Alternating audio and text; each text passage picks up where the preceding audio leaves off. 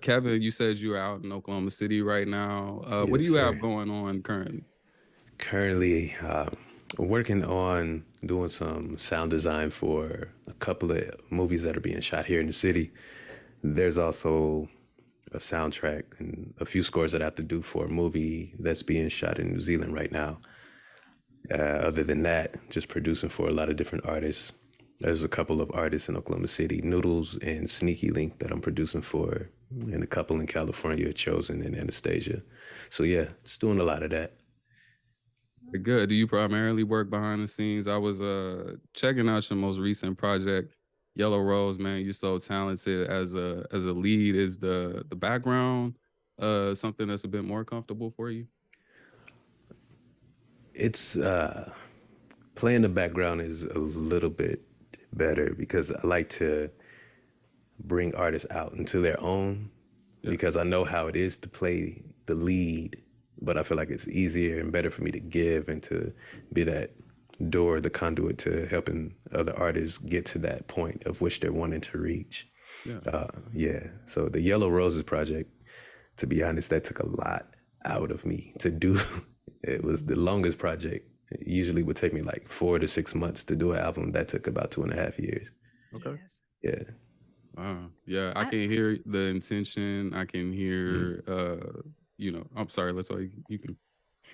yeah, that's what I wanted to touch on. I'll let you finish because I'm about to blow it up. So go ahead. 'Cause I'm such a huge fan as well. He's a okay. So I'll let you go ahead. Go ahead. No, I've been listening to the project Love Shadows, and I just want to tell you the thing that led me to ask you the question about your intention within the project is that transition from Yellow Roses to Your Love, Oh bro. yeah. Like I care about flow of albums and projects so much. I can tell you really put a lot into this project. I can tell you said 2 years. It absolutely sounds like 2 years. What was the process of tying up the loose ends for this project to bring it all together? It was more of a internal clarity. Mm, That's what helped tie it up. There was underlining heartbreak. There was underlining recovering from a traumatic surgery I had to go through. There was the remission that my mom had to go through with cancer, breast cancer. It was a lot of just up and down, a lot of different ups and downs that I had to go through. A lot of traveling, a lot of disappointments, a lot of battling the depression from moving back from New Zealand to here and realizing, okay, I'm back in a place where police brutality is pretty high versus a place where they don't even carry guns unless they're authorized by a higher up to use their guns. So I felt unsafe a little bit and couldn't really move and shake how I was, but mhm. I had to fight that. I had to come to grips and find clarity in it all and find myself again and just put these songs out as therapy, Yeah. step by step. Yeah. That's something we talked about during my session, just talking about the mental health journey as far as using your music and how we feel, and talking about Yes. how we're very sensitive and pick our life builds these songs, and people don't even realize that. It's like they Yeah. want you to put something out every day, and it's like, no, we have to go through these journeys, and then it just flourishes. So I appreciate you taking your time for that album because it was dope. I appreciate that, Latoya, for sure. Absolutely. Love the Pharrell influence. Yeah. Yes. Again, shout out to Anastasia. And what's the other young lady's name on that song? On Time. Lot Oh, of Pharrell. Aubrey Yeah. Trujillo. Yeah. Yeah. She, Yeah. yeah. Aubrey That's the is an vibes. amazing actor, film producer as well. Out Yeah. in California, she's actually a opera singer as well, and an opera Wow. teacher. So yeah, Okay. yeah. That's dope. How did you get connected with them? What was that process like? Um, opening yourself up to a new world in what is New Zealand. I say new world, opening up a new life in what is New Zealand, a new culture. I was gonna say, was it a culture shock to be out there compared to Oklahoma? Because we're all Okies, right? We're from Mm-hmm. Oklahoma, so Just opening New Zealand. The only Yeah, thing I know about New Zealand is Steven Adams, and that's where he's from. He's one of my yeah, favorite players from Thunder Pass. But for sure. I would say the first thing it was a a true meaning of fresh breath of fresh air, because the air quality is so much. There's a huge difference in that. I would say it's easier. It's easier to breathe when you get off the plane. Oklahoma, Feel it. Oklahoma City, and Yeah. particularly Bricktown, has a very distinct odor. Do y'all remember that, or y'all Oh smell that? It's man. a flower or some type of tree that grows out there, and they say when it starts blooming in Oklahoma City, it smells. It's at a very It has a yep. yeah, Yeah. yeah. So I got you. I Gotcha. got you. So New Zealand Yeah. was much fresher. That's good. Yes, by a long shot. It was different being called a foreigner and being told I have an accent. That's what threw me for a loop. I was like, what? What accent are you talking about? Yeah. And then, so, I mean, it was cool just to learn a little bit about their culture, their core values, and how hard they go for musicians and how hard they go while making music. I felt like that was music boot camp for me Wow. in a major way, to be on stage with these musicians that could just look at each other and know when to switch the key signature, time signature, when to go to the bridge. And so we used to do jam sessions and things like that as well. Yeah, it's just an amazing place. That's good. So they care about the live music scene there, or is there a yeah. push to just have a full industry care as far as, you know, radio and also Oh yeah. yeah. Yeah, so they do this thing where it's called New Zealand on Air, or NZ on Air, where they allow musicians to send in songs. So if you send in a song, they choose it, they'll give you a grant for about $8,000 to $10,000. And with that grant, you have to use it for radio, you have to use it for music video, press, etc. Everything geared towards that song. And they will keep the song in rotation on radio for years. There's one that I did in 2020, and it's still on the radio there to this day. So Wow. shout out to NZ. Yes. Yeah. That's a dope opportunity for artists. It's something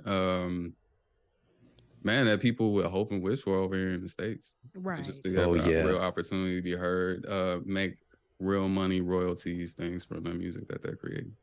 Absolutely. Like, it was one of those things that I was like, all right, is this a real thing? They're like, you don't have this in the States? Not really. Oh, we have to fight for it, or search really hard to find those type of grants. It's Yeah. not the Oh same. yeah. Yeah. Yeah, So what was the affordability like out there in New Zealand? Well, New Zealand Auckland City is one of the most expensive cities in the world. Really?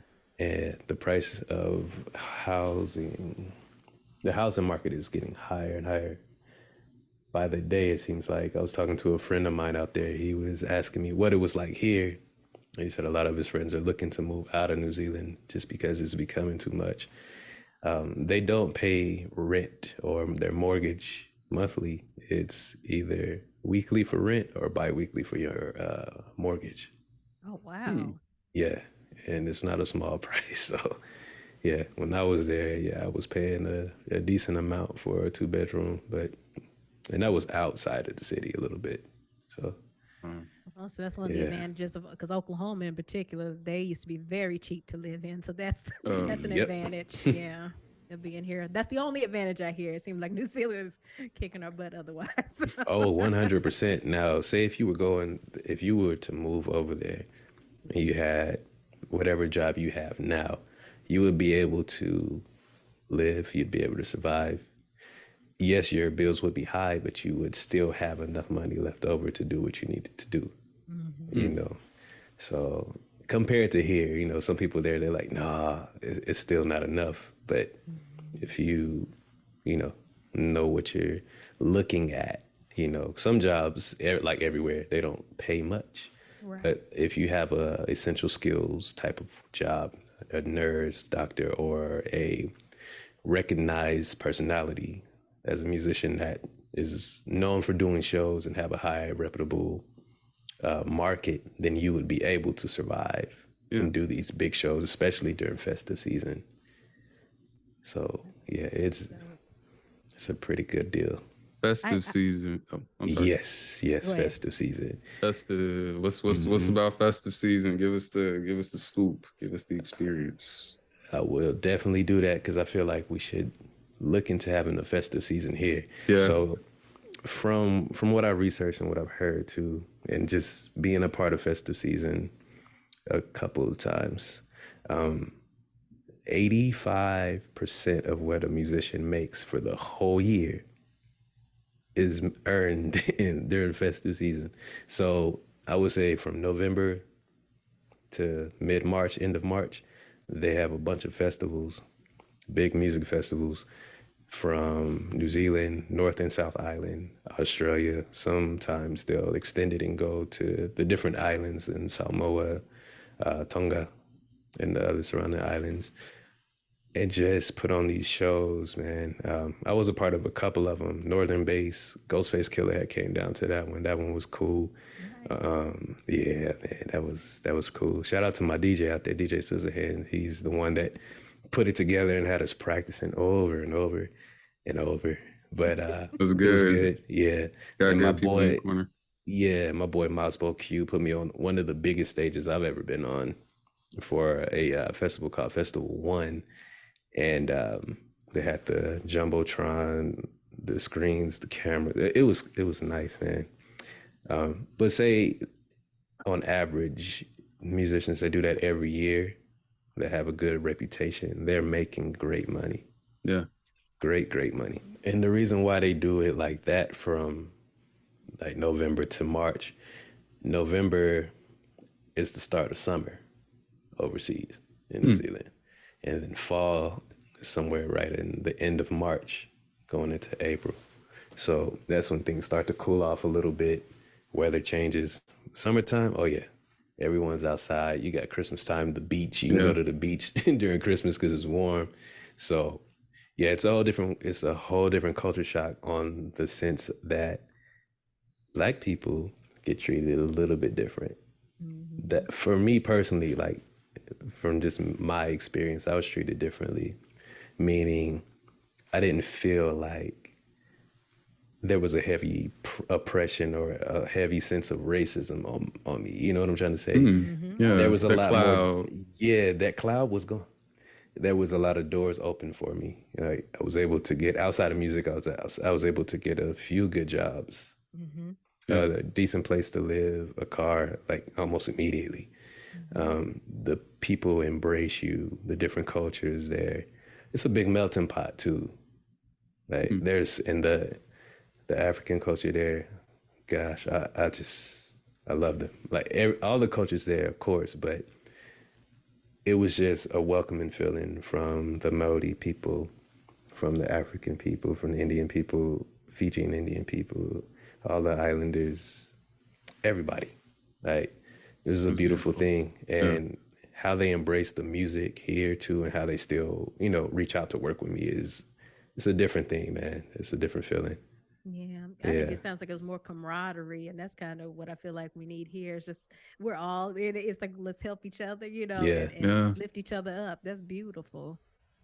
It really is, and I guess that's another reason why when I came back to the States, I wanted to play the background a whole lot more. It's because I learned some things, and I'm seeing like there's a need for more helping hands behind the scenes in Oklahoma. So if someone needs to learn how to write, I'm going to help. If they want to record, we'll work something out, just to make it happen. I have some questions now. I Yes. I got to know.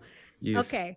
So, first of all, just to do a little preliminary, you both know that we all went to ACM and UCO, right? Yep. You're familiar with that? First class? Okay. Are you first class? I think I was first or second. Or you with Dante's group, or were you in my group? Because I was second class. I was when Jay Maddock, I think he was first or second. Yeah. First class. Yeah. Okay. Yeah. And I nominated him too. I was like, I nominated all three of y'all to come on here because I was like, I just, to me, the reason why I just want to set it up, I nominated you because all of us, I feel like, have been grinding so hard since ACM UCO. And I have a lot of friends that I love and respect. Understandably, they went into other professions. You guys have stayed so true, and you know how difficult that is. It's like, but it's in you. I know the passion is in you. How did you start? Because I never had that conversation with you. We had a session one time when we did a song, and your sister was there, and she kind of alluded to how you started. She's like, he ain't never stopped. He always doing this thing. So I want to know, how did it begin? Where? Yes. It began with my dad being a freestyle king. He would just put on instrumentals from West Coast instrumentals because he's from Cali. And he would be like, son, rap. You know your ABCs, they all rhyme when you sing them. Rap, make them rhyme. Okay. So he would just throw out little words and I would watch him. And then I developed this thing with my mom on the weekend. She would just drive around listening to SWV and then MC Light, the Brat, DJ Quick. So I would sit in the back seat and strip down all of these instrumentals, like what part is coming from where. The curiosity is what got me, plus the rapping thing. So I wanted to understand what made music work.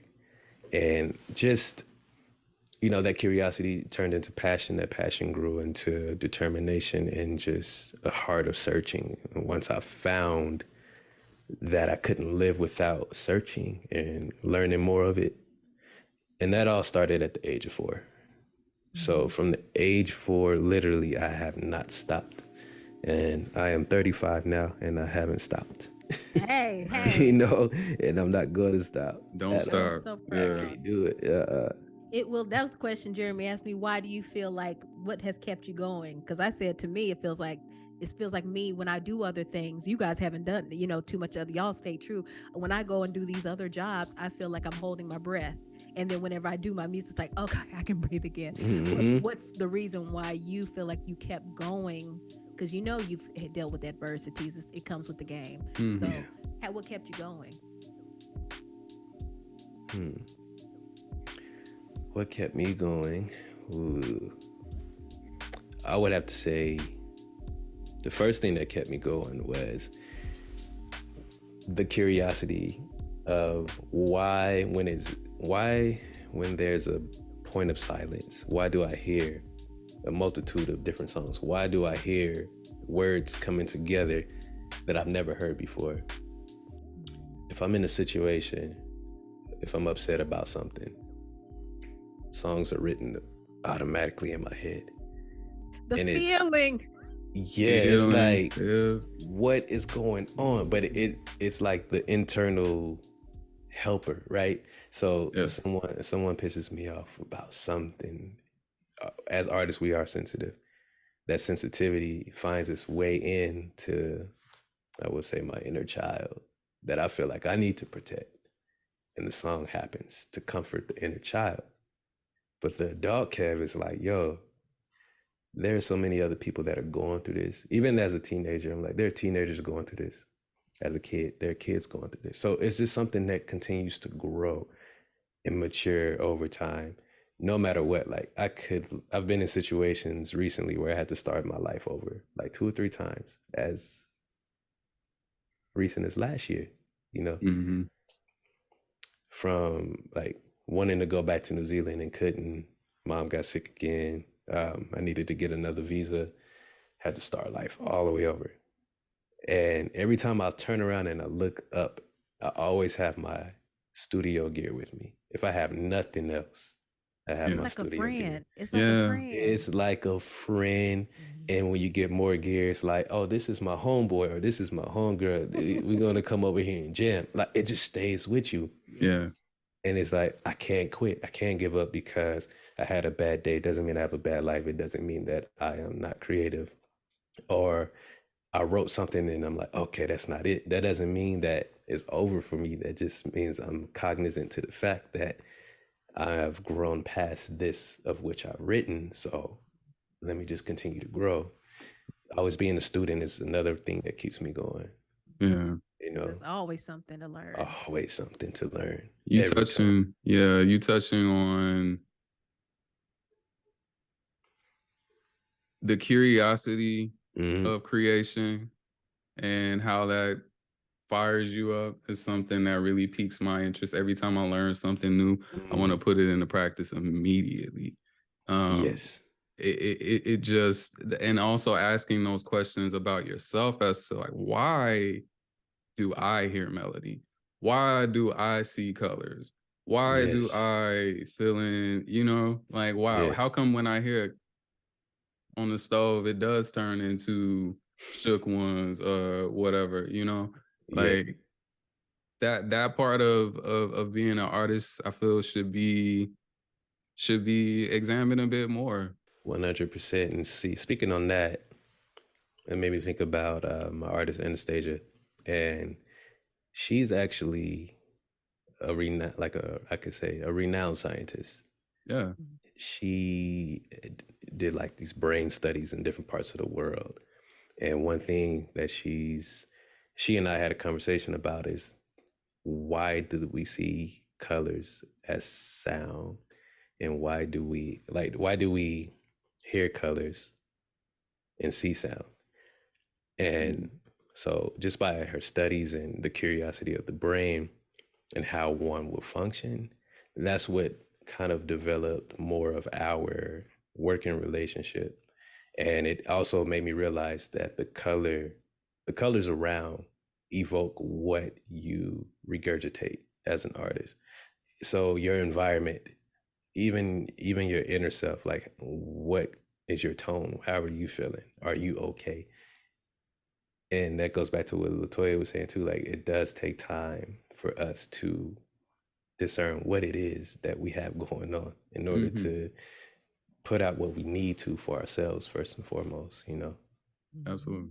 Yeah. So it gets deep, man. It's listen, don't get me started.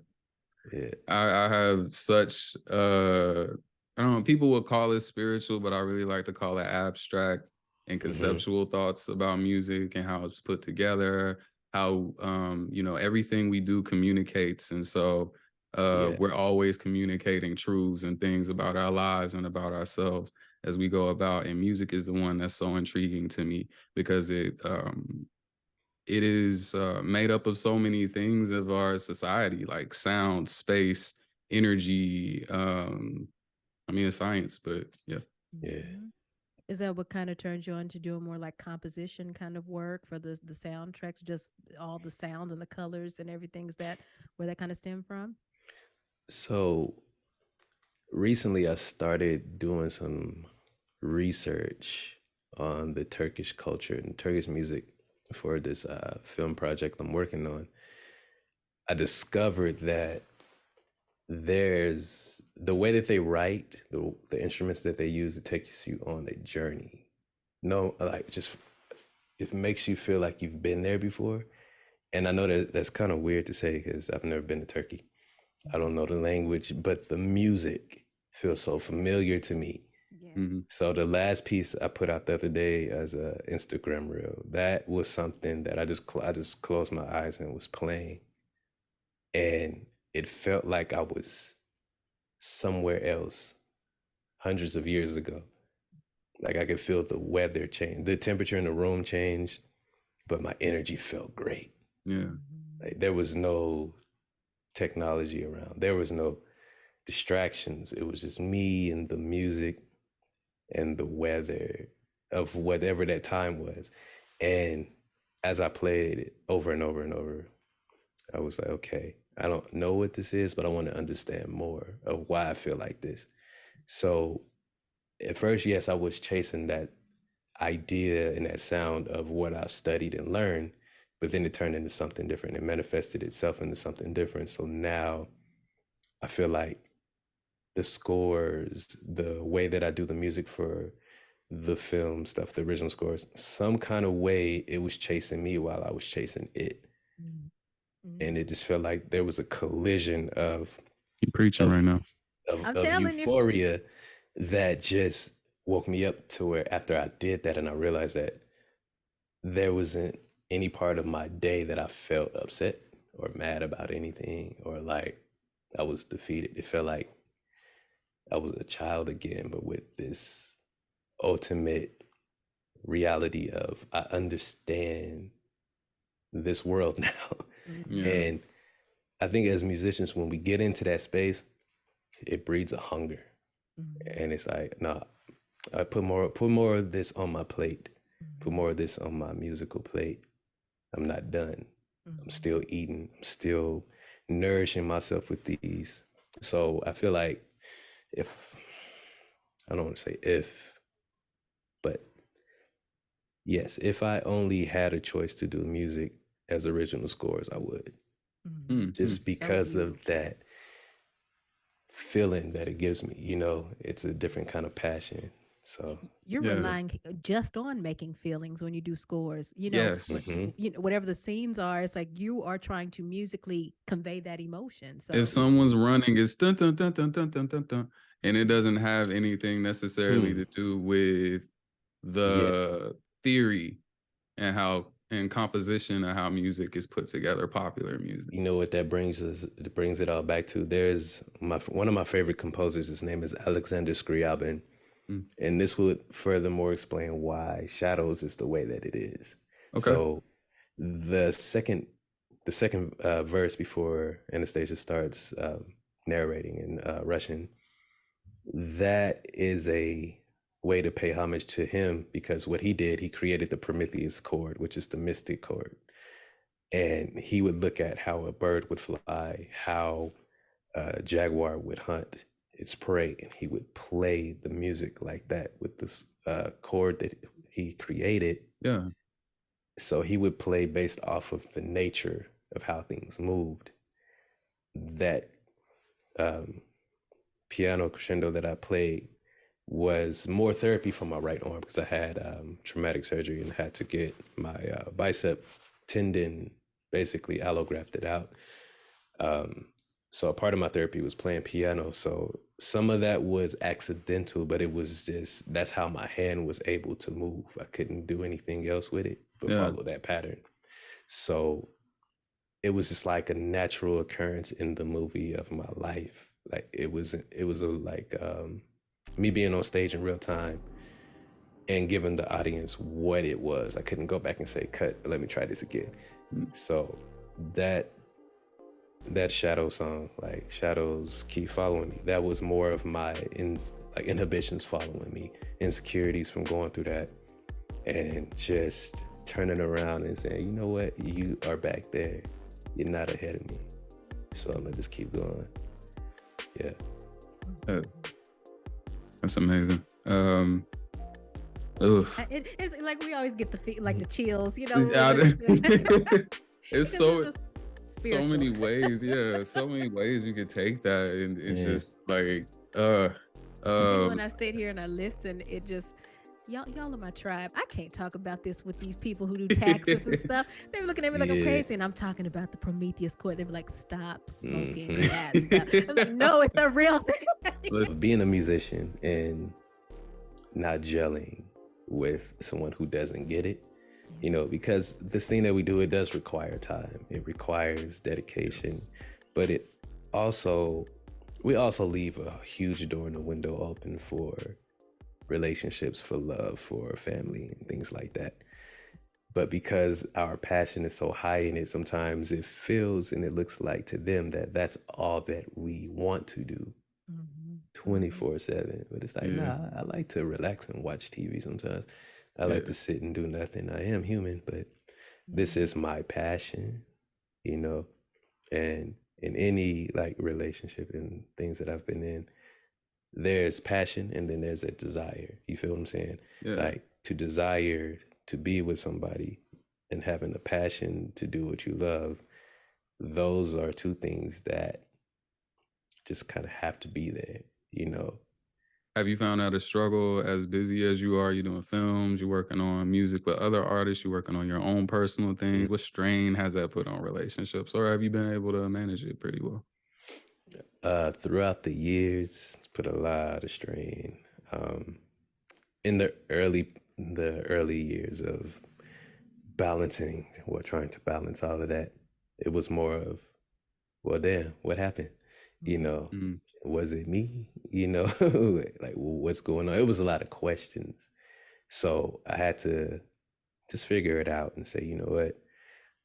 My whole saying was, music will never leave me. She will, or she did. Music is still here. So let me love on the music a little bit more. If it comes down to a relationship, things grow. Music also teaches you patience, right? So I can apply Yes. the same love and patience I put into the music, into the relationship. Allow it to grow, allow it to live, allow when you're with somebody, it's not to change them. So you should also be patient to pay attention to, is she trying to change me? Does she want to change me? Does she accept me for me? Who am I? I am a musician. I am a kind-hearted person. I am this, I am that. If she can accept all of that, that's great. Patience can kick in. Patience, communication, understanding, reasoning, sacrificing. All that is key. We do the same thing with our music. So there is openness and space for everything.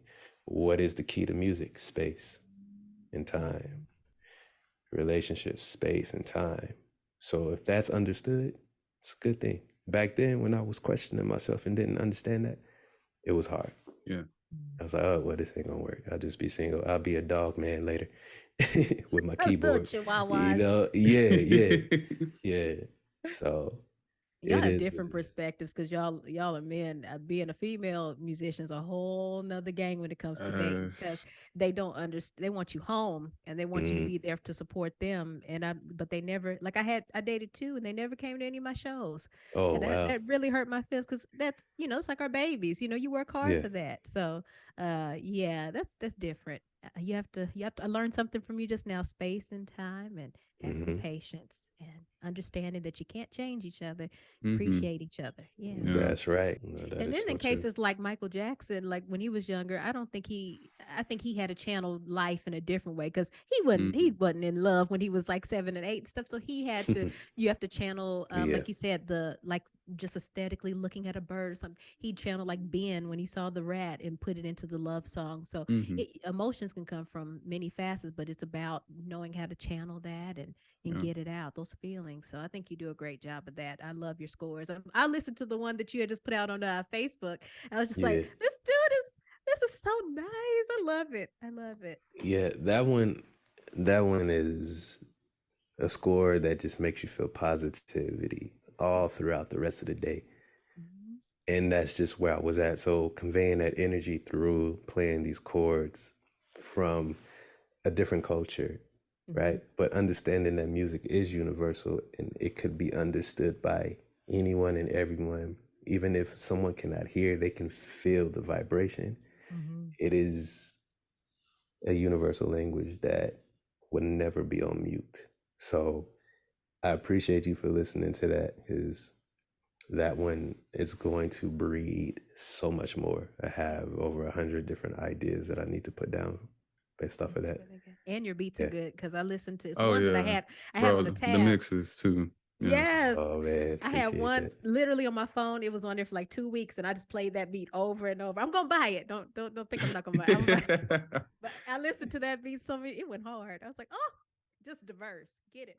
I appreciate it. Yeah.